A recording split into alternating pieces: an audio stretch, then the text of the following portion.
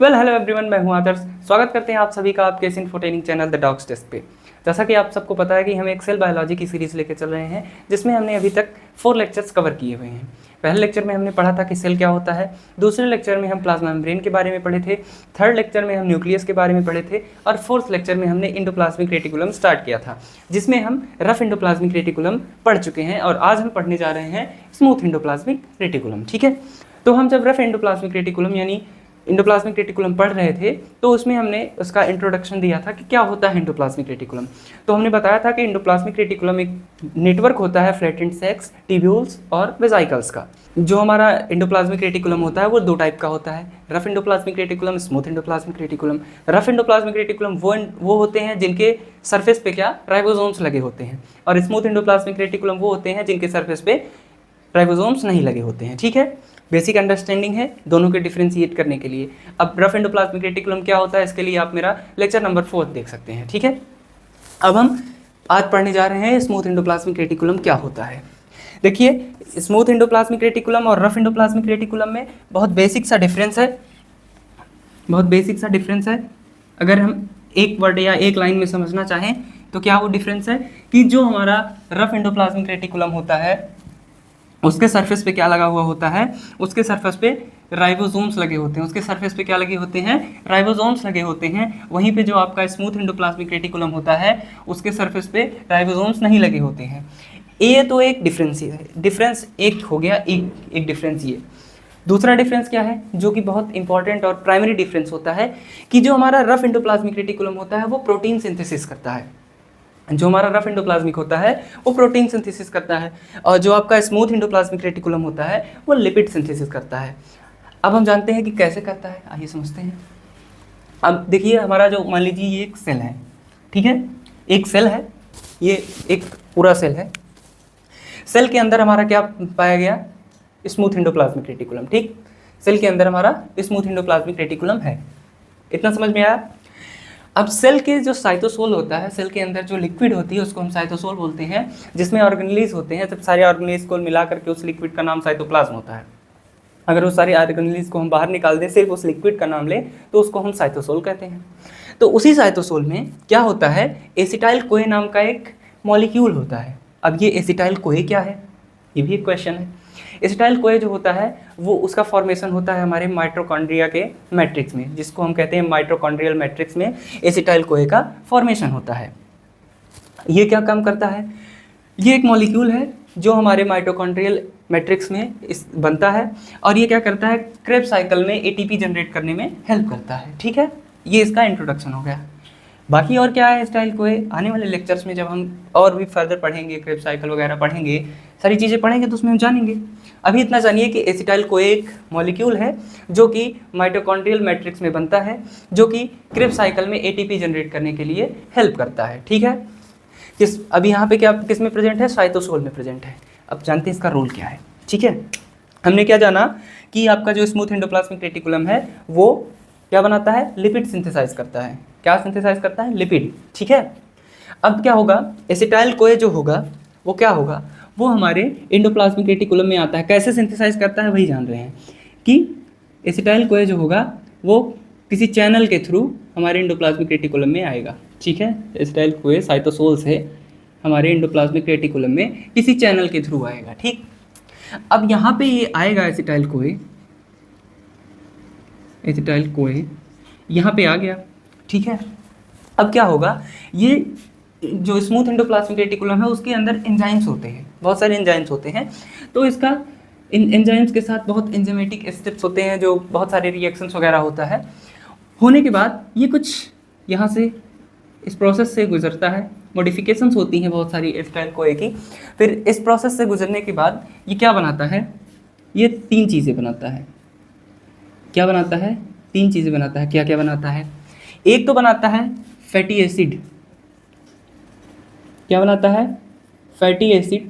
कैसे बनाता है, ये जो एसिटाइल कोए था ये इन एंजाइम्स के साथ कंबाइन हुआ, उनके साथ वो रिएक्ट किया, बहुत सारी चीज़ें हुई। उसके बाद वो कार्बन चेन्स को ऐड करके, 2 कार्बन चेन्स को कंबाइन करके फैटी एसिड बना दिया। उसके बाद दूसरी चीज़ क्या बनाता है, ऐसे ही फिर एसिटाइल कोए का मॉलिक्यूल आएगा, इन एंजाइम से अपना इंटरेक्शन करेगा, उसके बाद फिर ये बन क्या बनाएगा, फॉस्फोलिपिड। ये यहाँ पे निकलेगा, यहाँ पे ये बनाएगा क्या, फॉस्फोलिपिड, फॉस्फोलिपिड, ठीक, फॉस्फोलिपिड बनाया।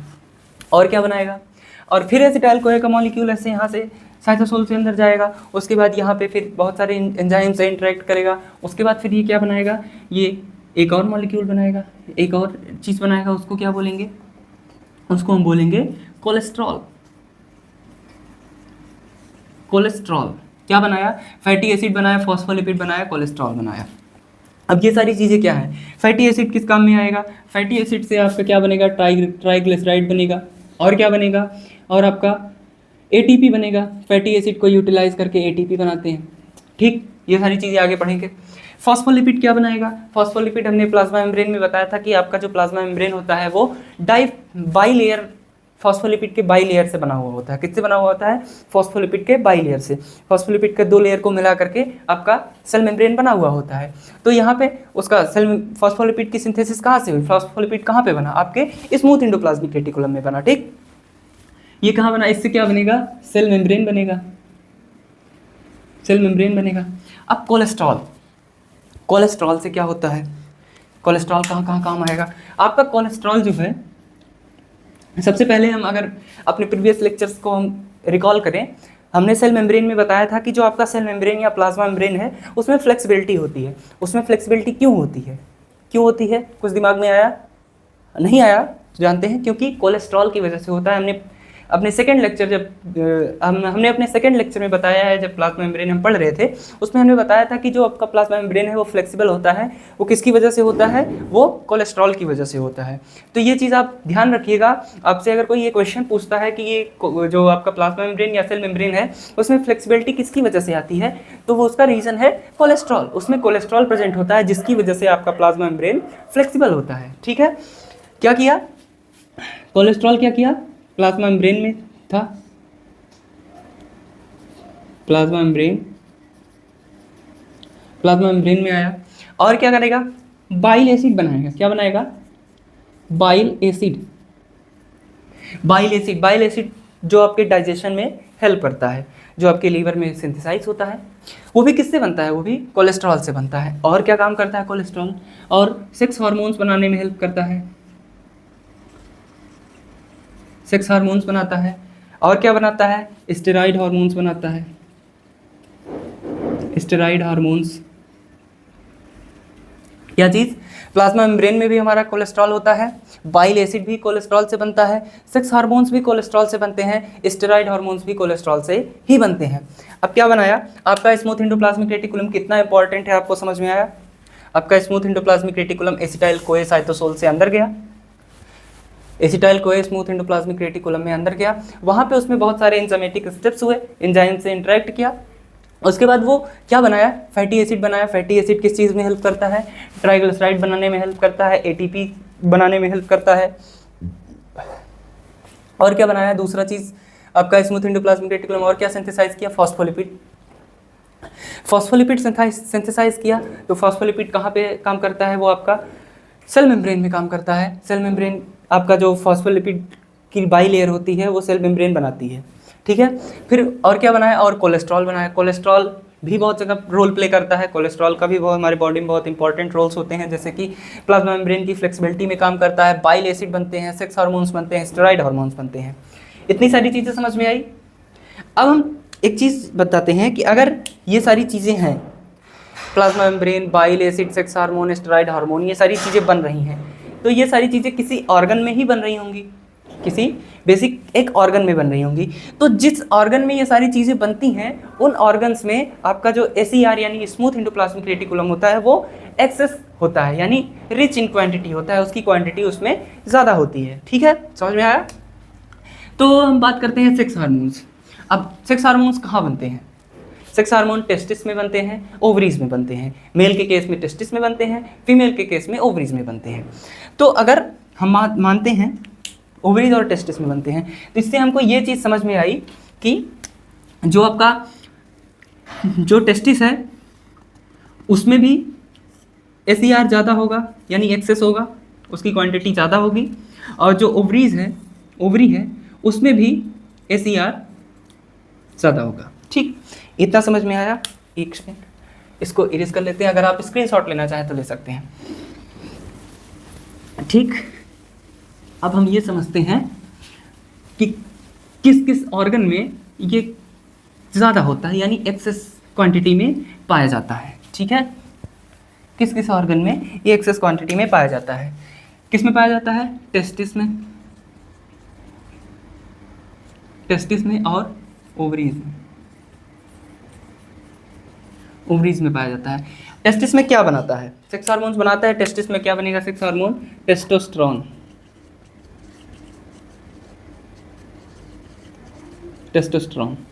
ठीक, और ओवरीज में क्या बनाएगा? एस्ट्रोजन और प्रोजेस्टेरोन।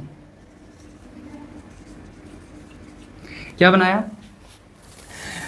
आपके smooth endoplasmic reticulum cholesterol synthesize करता है, उस कोलेस्ट्रॉल को लेकर के आपका टेस्टिस बनाता है टेस्टोस्टेरोन, ओवरीज बनाती हैं एस्ट्रोजन और प्रोजेस्टेरोन।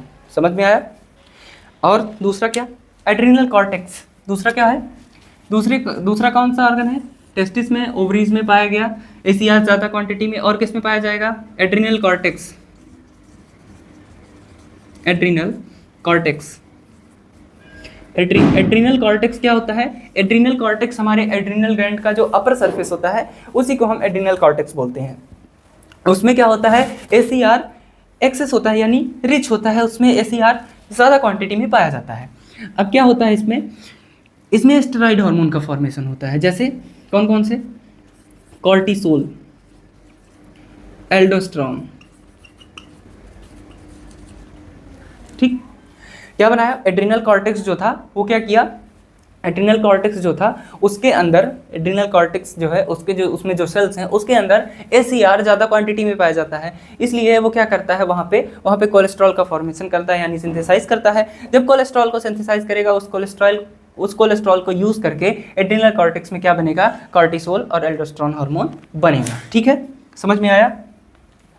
और क्या बनेगा? और कौन से ऑर्गन में होगा? और कौन से ऑर्गन में ACR रिच होगा? वो है लीवर में। किसमें? लीवर में। किसमें? लीवर में। लीवर में जो सेल्स होती हैं उसको हम बोलते हैं हिपैटोसाइट्स। जो लीवर की सेल्स होती हैं उसको हम बोलते हैं हिपैटोसाइट्स। हिपैटोसाइट्स में भी स्मूथ एंडोप्लाज्मिक रेटिकुलम ज़्यादा क्वांटिटी में देखने को मिलता है। अब इसमें हिपैटोसाइट्स क्या बनाती हैं? इसमें क्या बनेगा? बाइल का फॉर्मेशन इसी में होगा, बाइल एसिड इसी में बनेगा। और क्या बनेगा? लाइपोप्रोटीन्स बनेंगी।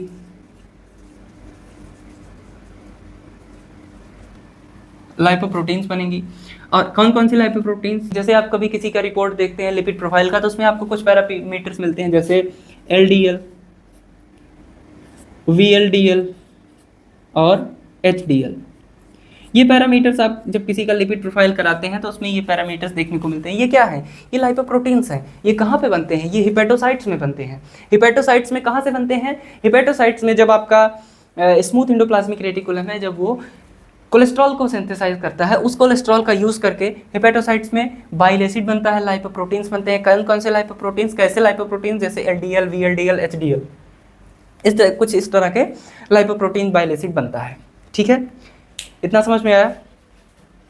इतना समझ में आया? और क्या काम करता है? और स्मूथ एंडोप्लाज्मिक रेटिकुलम का क्या काम है? और स्मूथ एंडोप्लाज्मिक रेटिकुलम का काम है बायो ट्रांसफॉर्मेशन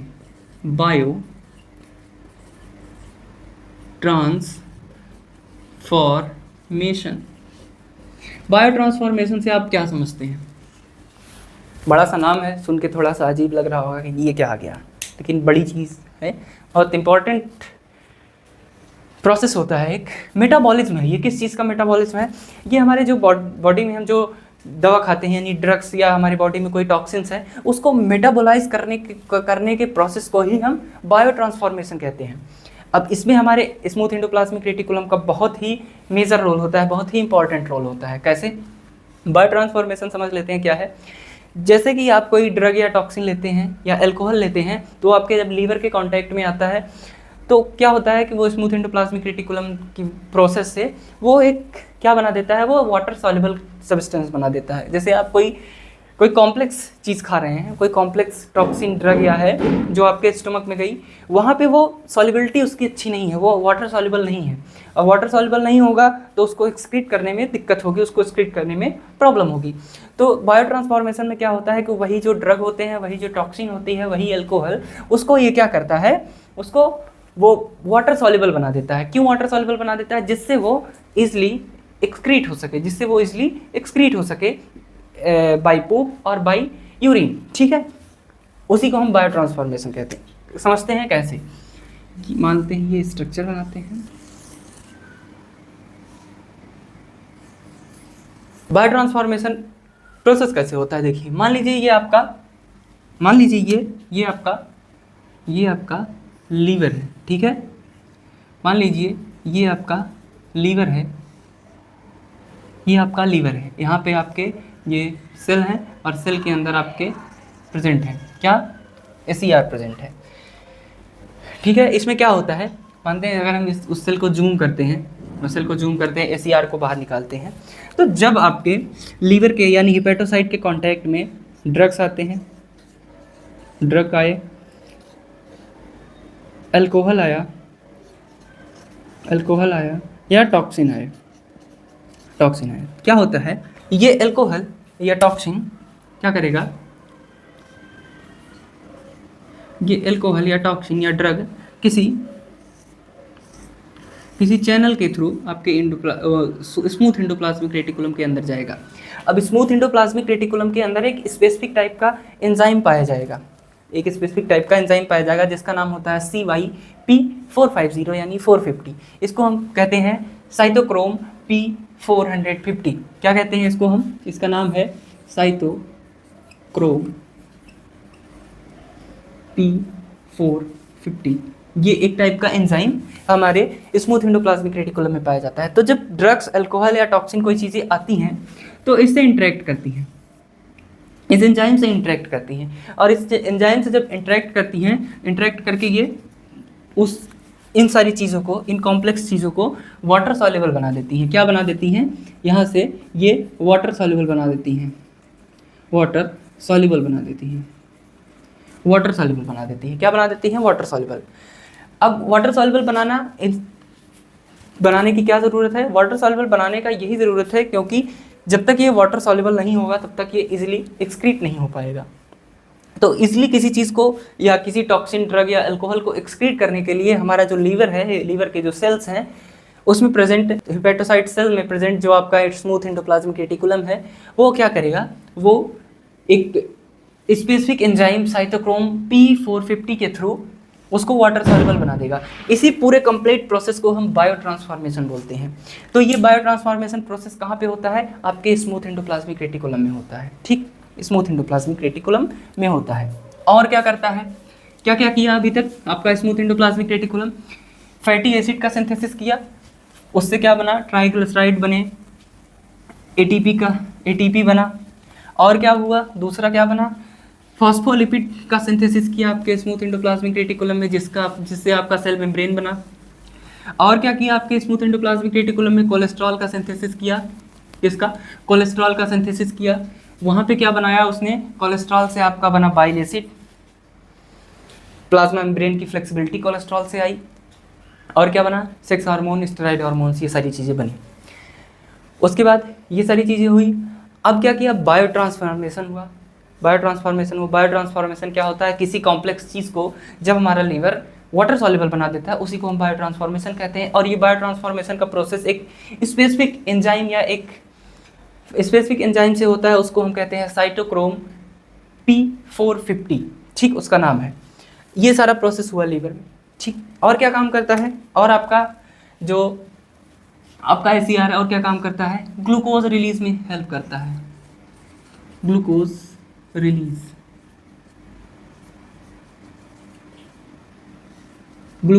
में काम करता है। कैसे काम करता है, समझते हैं कैसे काम करता है। देखिए आपका जो लीवर है, लीवर में एक प्रोसेस होता है ग्लूकोनियोजेनेसिस।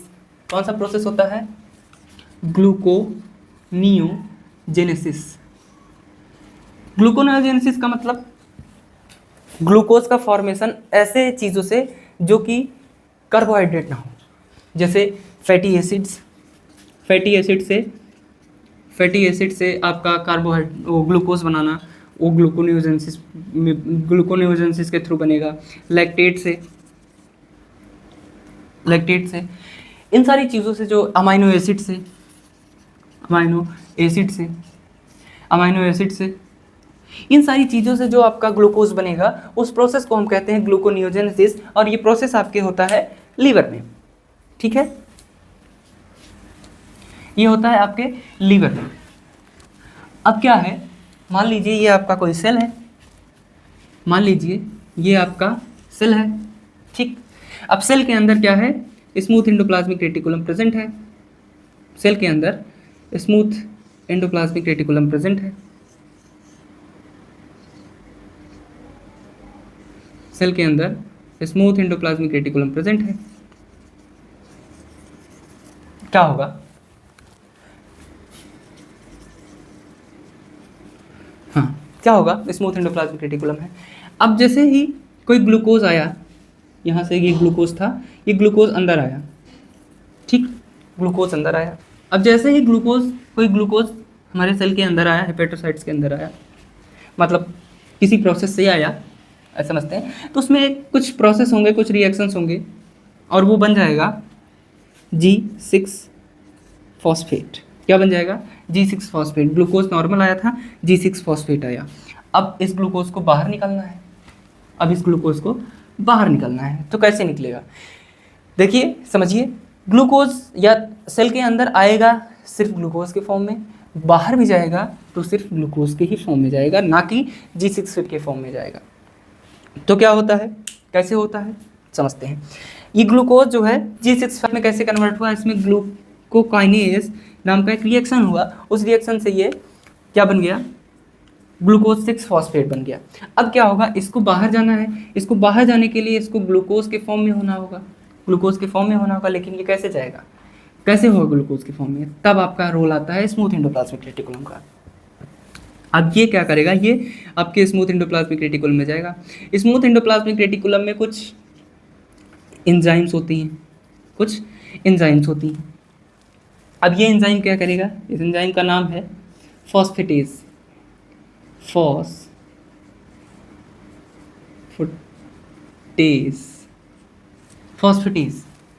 इस एंजाइम का नाम है फॉस्फेटेज। अब क्या करेगा?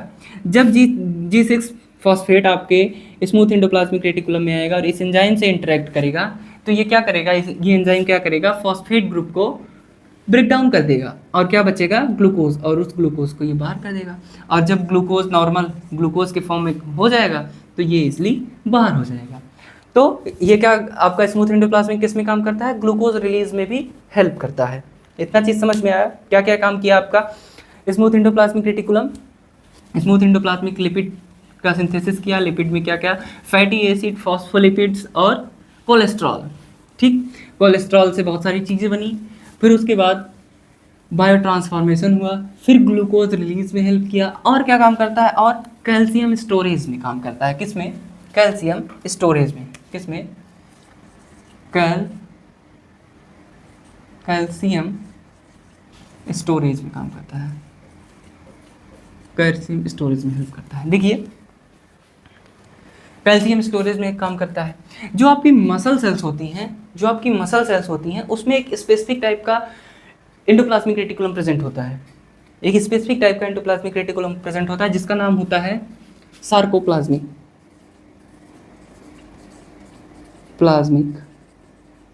रेटिकुलम।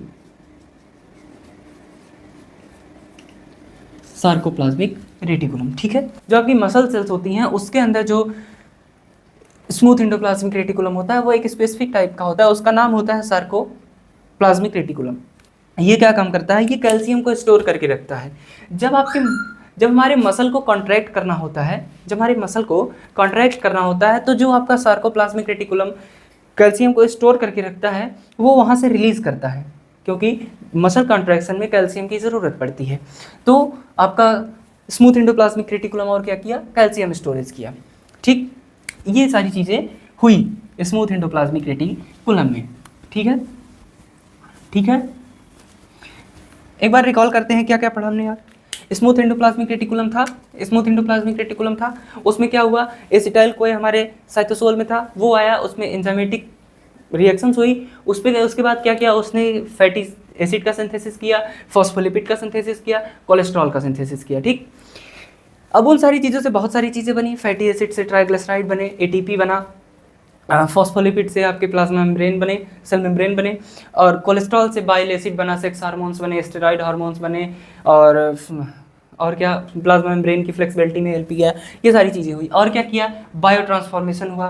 बायो ट्रांसफॉर्मेशन वो प्रोसेस होता है जिससे जो कॉम्प्लेक्स टॉक्सिन ड्रग्स होती हैं उनको वो वाटर सॉल्युबल बना देता है, जिससे वो इजिली बाहर एक्सक्रीट हो सकें। और क्या किया, और ग्लूकोज रिलीज में हेल्प किया कि जब ग्लूकोज आपके हिपेटोसाइट्स में ग्लूकोनियोजेनेसिस हुई, वो आपके सेल के अंदर आया, तो वो सेल के अंदर आया लेकिन उसमें कुछ रिएक्शंस हुई जिससे वो किस फॉर्म में कन्वर्ट हो गया, ग्लूकोज 6 फॉस्फेट में कन्वर्ट हो गया। अब वो ग्लूकोज 6 फॉस्फेट क्या करेगा, आपके एसीआर में जाएगा, वहाँ पे एक एंजाइम प्रेजेंट होगी। कौन सी एंजाइम प्रेजेंट होगी, फॉस्फेटेज एंजाइम प्रेजेंट होगी।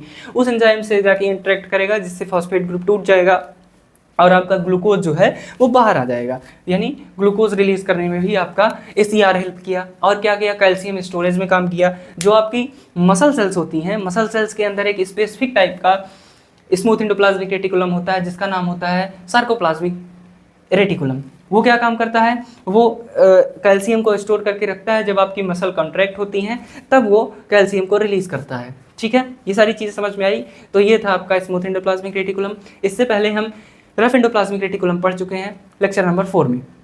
अगर कोई भी डाउट हो इस पूरे लेक्चर से तो आप कमेंट करिएगा। अगर आपको ये सारी चीज़ें समझ में आई हैं तो प्लीज़ चैनल को सब्सक्राइब करिएगा और अपने दोस्तों के साथ शेयर करिएगा। मिलते हैं अगले लेक्चर में जिसमें हम पढ़ेंगे Golgi apparatus. Thank you so much.